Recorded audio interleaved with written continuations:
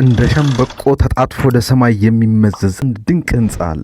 ሰርቢያ ቤልግሬድ ውስጥ በሳቫ ወንዝ ዳርቻ ላይ እንደ ሸምበቆ ተጣጥፎ ወደ ሰማይ የሚመዘዝ አንድ ድንቅ ህንጻ አለ። ኩላ ቤልግሬድ 168 ሜትር ከፍታ ያለው ይህ ህንጻ በባልካን ቀጠና የዘመናዊነት አዲስ ምልክት ነው። የሚገርመው መሬቱ በጣም ረግረጋማ ስለሆነ ህንጻው ደግፎ ለማቆም 232 የሚሆኑ ጥልቅ ምሰሶዎች ወይም ፒልስ ወደ መሬት ውስጥ ተተክለዋል። አንዳንዶቹ ምሰሶዎች እስከ 45 ሜትር ያ ማለት የ15 ፎቅ ህንጻ ያህል ወደ መሬት ዘልቀው የገቡ ናቸው። ኩላ ቤልግሬድ የቤልግሬድ ከተማ ትንሿ ቡርጅ ካሊፍ እየተባለች ትጠራለች። የህንጻው ልዩ ቅርጽ የብዙዎችን ቀልብ ይስባል። በ14ኛው ፎቅ ላይ ሲደርስ በድንገት አቅጣጫውን ይቀይራል። ይህ መዞር ወይም ትዊስት ለውበት ብቻ አይደለም። እንደ ቡርጅ ካሊፋ ሁሉ ይህ ህንጻ የተነደፈው በታዋቂ ሶም ድርጅት ሲሆን ቅርጹ ንፋስን ሰባብሮ በማለፍ ህንጻውን እንዳይወዛወዝ ለማድረግ የታሰበ የምህንድስና ጥበብ ነው። ይህንን ቅርጽ ለማውጣት እያንዳንዱ የመስታወት ክፍል የተለያየ መጠንና ቅርጽ እንዲኖረው ተደርጎ በኮምፒውተር ቴክኖሎጂ ተለክቶ ተመርቷል። ይህም ህንጻው ልክ እንደ ውሃ ፈሳሽ እንዲመስል ፍሉድ ኢፌክት አድርጎታል። ህንጻው በውስጡ ባለ 5 ኮከብ ሆቴልና የቅንጦት መኖሪያዎችን የያዘ ሲሆን